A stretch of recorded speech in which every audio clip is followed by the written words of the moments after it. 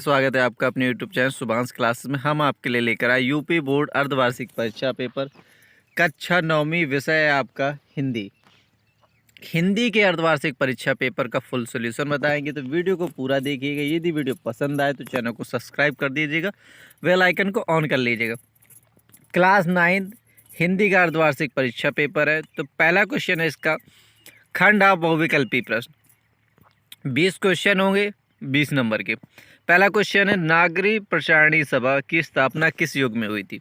भारतेंद्र युग में, द्विवेदी युग में, छायावादी युग में, छायावादोत्तर युग में। तो इसका राइट आंसर क्या हो जाएगा आपका? भारतेंद्र युग में। इसके बाद दूसरा क्वेश्चन है हमारा, उपन्यास सम्राट माने जाते हैं श्याम सुंदर दास, जयशंकर प्रसाद, जैनेन्द्र कुमार, प्रेमचंद। तो राइट आंसर क्या हो जाएगा? प्रेमचंद जी को उपन्यास का सम्राट माना जाता है। इसके बाद नेक्स्ट क्वेश्चन है हमारा, हजारी प्रसाद द्विवेदी जी का जन्म कब हुआ था? 1905 ईस्वी में, 1907 ईस्वी में, 1909 ईस्वी में, 1911 ईस्वी में। तो राइट आंसर क्या हो जाएगा? 1907 ईस्वी में। क्वेश्चन नंबर 4 है, महादेवी वर्मा किस वाद की कवित्री मानी जाती है? प्रगतिवादी, प्रयोगवादी, छायावादोत्तर, छायावाद। तो राइट आंसर क्या हो जाएगा? छायावाद। इसके बाद नेक्स्ट क्वेश्चन है, क्वेश्चन नंबर 5वां है, इंदुमती कहानी के लेखक हैं किशोरीलाल गोस्वामी, प्रेमचंद, रामचंद्र शुक्ल, जयशंकर प्रसाद। तो राइट आंसर क्या हो जाएगा? किशोरीलाल गोस्वामी। क्वेश्चन नंबर 6वां है, पृथ्वी रासो के रचनाकार कौन है? भूषण, केशव, चंद्रवरदाई, दलपति विजय। तो राइट आंसर क्या हो जाएगा? चंद्रवरदाई। विनय पत्रिका की भाषा है, तो विनय पत्रिका की भाषा कैसी है? अवधी, ब्रज, खड़ी, भोजपुरी। तो राइट आंसर कैसा है? ब्रज भाषा है। प्रेम सही सूफी काव्यधारा का संबंध किससे है? कृष्ण भक्ति से, सगुण भक्ति से, निर्गुण भक्ति से, राम भक्ति से। किससे संबंध है इसका? कृष्ण भक्ति से। नरसिंह जी का मायरा के रचनाकार हैं कबीर, मीराबाई, मैथिली शरण गुप्त, अज्ञे जी। तो कौन है? मीराबाई। ईश्वर कहाँ रहता है? मूर्ति में, काशी में, प्राणी के हृदय में, काबा में। तो कहाँ रहता है ईश्वर? प्राणी के हृदय में। स्थायी भावों की कुल संख्या कितनी है? 9, 10, 11, 12। तो राइट आंसर कितना हो जाएगा? 9। श्रृंगार रस का स्थायी भाव क्या होता है? ऑप्शन दिए गए, शोक, हास, निर्वेद, रति। तो क्या होता है? रति होता है। चारों चरणों में समान मात्रा वाले छंद को क्या कहते हैं? सममात्रिक छंद कहते हैं। क्वेश्चन नंबर नेक्स्ट 14वां क्वेश्चन, चौपाई के प्रत्येक चरण में मात्राएं होती है 11, 13, 16, 15। तो राइट आंसर क्या हो जाएगा? 13। तरनी, तनुजा, तट, तमाल, तरवर, बहु, छाय में कौन सा अलंकार है? तो क्या हो जाएगा? अनुप्रास अलंकार। 3 बेर खाती थी वह 3 बेर खाती थी, इसमें कौन सा अलंकार है? इसमें यमक अलंकार है। इसके बाद नेक्स्ट क्वेश्चन है क्वेश्चन नंबर 17, निम्नलिखित में शुद्ध वर्तनी का चयन कीजिए। यदि वीडियो पसंद आ रहा हो तो चैनल को सब्सक्राइब कर लीजिएगा और अपने दोस्तों को ज़्यादा से ज़्यादा देखिए। वीडियो लास्ट तक देखिए, आपके सारे क्वेश्चनों के फुल आंसर मिलेंगे। ऑप्शन दिए गए, उन्नति, उन्नति, उन्नति, उन्नति। सही रूप है क्या है इसका? ऑप्शन खा बिल्कुल सही हो जाएगा। नेक्स्ट क्वेश्चन है, निम्न में तत्सम है, अनजान, सच, पत्ता, घोटक। क्या है? घोटक।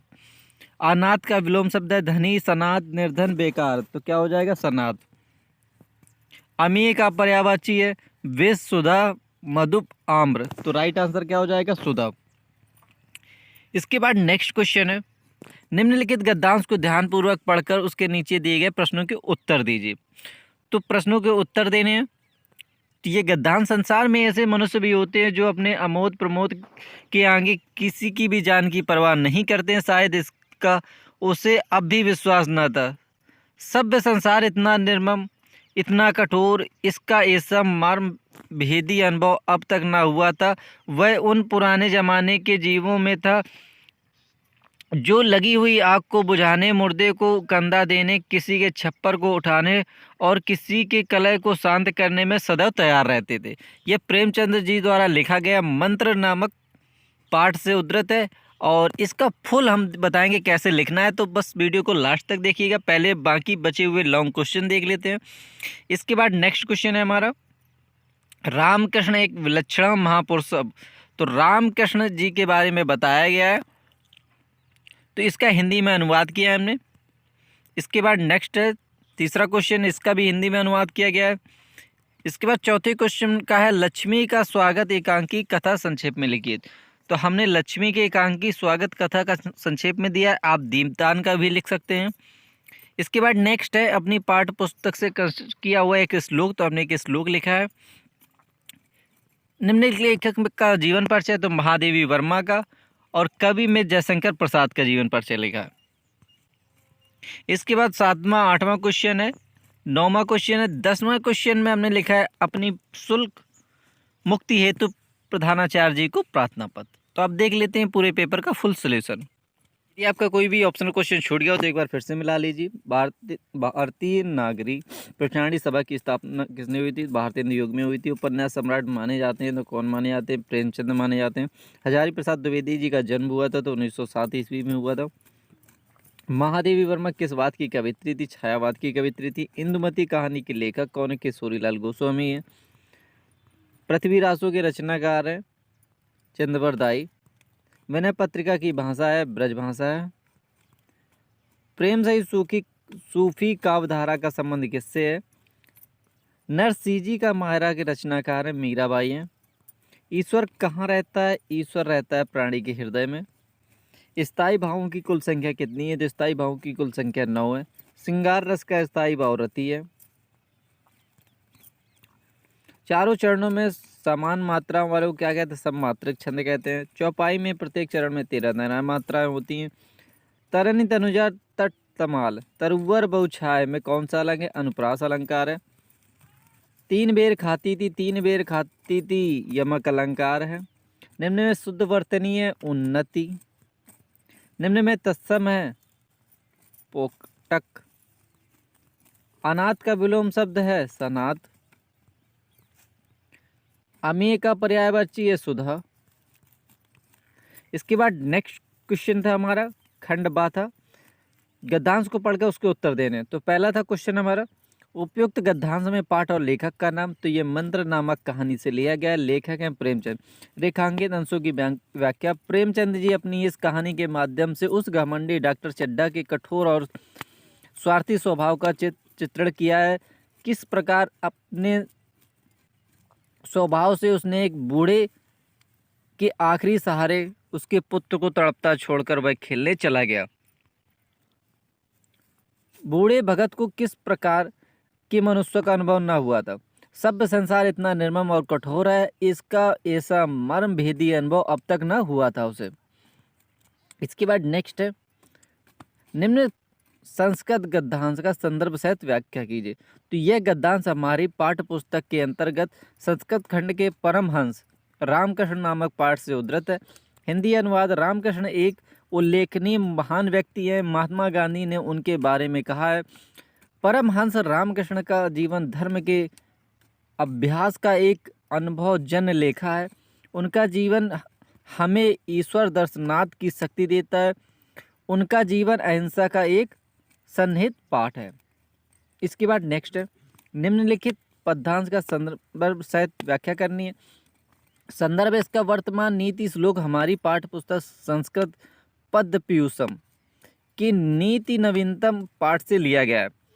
क्रोध पर विजय क्रोध न कर के ही प्राप्त की जा सकती है तथा दुष्टता पर विजय सौम्य स्वभाव और सद्व्यवहार द्वारा ही की जा सकती। कंजूसी की प्रवृत्ति पर विजय दान देने से ही संभव है और झूठ बोलने की प्रवृत्ति सत्यवादी से ही प्राप्त होती है। इसके बाद नेक्स्ट है लक्ष्मी का स्वागत एकांकी का संक्षेप में। तो लक्ष्मी का स्वागत एकांकी एक सामाजिक एकांकी है। सामाजिक यथार्थ के घटनाक्रम पर आधारित इसका संपूर्ण कथानक भाव प्रधान और अत्यंत मर्मस्पर्शी है। एकांकी के संपूर्ण कथानक में एक तरफ रोशन का चरित्र है जो अपनी पत्नी वियोग और पुत्र की गंभीर बीमारी के कारण परेशान व दुखी है। इसके बाद नेक्स्ट है अपने पाठ का एक श्लोक है, इसे आप पढ़ लीजिए। इसके बाद लेखक का जीवन परिचय। तो हमने महादेवी वर्मा जी का जीवन परिचय दिया है, तो आप देख लीजिए कुछ इस प्रकार है। हिंदी साहित्य के आधुनिक मीरा के नाम से प्रसिद्ध कवित्री एवं लेखिका महादेवी वर्मा का जन्म वर्ष 1907 में उत्तर प्रदेश के फर्रुखाबाद शहर में हुआ था। इनके पिता गोविंद सहाय वर्मा भागलपुर के एक कॉलेज में प्रधानाचार्य थे। माता हेमरानी साधारण कवित्री थी एवं श्री कृष्ण की अटूट श्रद्धा रखती थी। इनके नाना जी को ब्रज भाषा की कविता करने में रुचि थी। नाना और माता के गुणों का महादेवी पर गहरा प्रभाव पड़ा। इनकी प्रारंभिक शिक्षा इंदौर और उच्च शिक्षा प्रयाग में हुई। 9 वर्ष की अल्पायु में इनका विवाह स्वरूप नारायण वर्मा से हो गया, किंतु इन्हीं दिनों इनकी माता का स्वर्गवास हो गया। ऐसी विकट स्थिति में इन्होंने अपना अध्ययन जारी रखा। अत्यंत परिश्रम और फल स्वरूप इन्होंने मैट्रिक से लेकर एमए तक की परीक्षाएं प्रथम श्रेणी में उत्तीर्ण की। वर्ष 1933 में इन्होंने प्रयाग महिला विद्यापीठ में प्रधानाचार्य पद को सुशोभित किया। इनकी लड़कियों की शिक्षा के लिए काफ़ी प्रयास किए, साथ ही नारी की स्वतंत्रता के लिए ये सदैव संघर्ष करती रही। इनके जीवन का महात्मा गांधी तथा कला साहित्य साधना पर रविन्द्रनाथ टैगोर का प्रभाव पड़ा। रचनाएं इनकी हैं निहार, रश्मि, नीरजा, संध्या गीत, दीपशिखा, अन्य रचनाएं भी है। तो इसके बाद नेक्स्ट है कवि का जीवन परिचय। तो हमने दिया है जयशंकर प्रसाद जी का जीवन परिचय। जयशंकर प्रसाद जी बहुमुखी प्रतिभा के धनी साहित्यकार हैं। उनका जन्म 1890 में काशी के सुंघनी साहू नामक प्रसिद्ध वैश्य परिवार में हुआ था। इनके पिता माँ परम शिव भक्त और दयालु थे। उनके पिता की अत्यधिक उदार और साहित्य प्रेमी थी। प्रसाद जी का बचपन सुखमय था। बाल्यकाल में ही उन्होंने अपनी माता के साथ धरा क्षेत्र, ओमकारेश्वर, पुष्कर, उज्जैन और ब्रज आदि तीर्थों की यात्रा की। यात्रा से लौटने के बाद उनके पिता और फिर 4 वर्ष बाद उनकी माता का निधन हो गया। प्रसाद जी की शिक्षा, दीक्षा और पालन पोषण का प्रबंध उनके बड़े भाई शंभू रत्न ने किया और क्वींस कॉलेज में उनका नाम लिखवाया, किंतु उनका मन वहाँ न लगा। उन्होंने अंग्रेजी संस्कृत का स्वाध्याय से ही घर पर प्राप्त किया। उनमें बचपन से ही साहित्य अनुराग था। वे साहित्य पुस्तकें पढ़ते और काव्य रचना करते। पहले तो उनके भाई उनकी काव्य रचना को बाधा में डालते, परंतु जब उन्होंने देखा कि प्रसाद का मन काव्य रचना में अत्यधिक लगता है, तब उन्होंने इसकी पूरी स्वतंत्रता दे दी। इनकी रचनाएं भी पर वे क्षय रोग से ग्रसित हो गए। 15 नवंबर 1937 में संसार को अलविदा किया गया। उनकी रचनाएं काव्य है आंसू, कामायनी, चित्रधारा, लहर, कहानी है आंधी, इंद्रजाल, छाया, प्रतिध्वनि, उपन्यास हैं। इसके बाद नेक्स्ट क्वेश्चन है। 7वां क्वेश्चन आपको खुद करना है, यदि ना आए तो कमेंट करिए। 8वां क्वेश्चन भी आपको खुद करना है।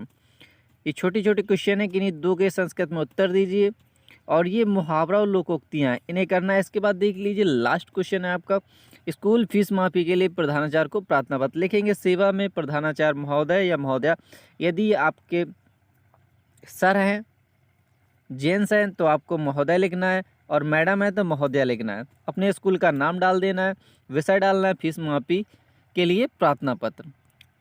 यदि मैडम है तो श्रीमती लिखना है और सर हैं तो श्रीमान लिखना है। अब स्टार्ट कर देंगे।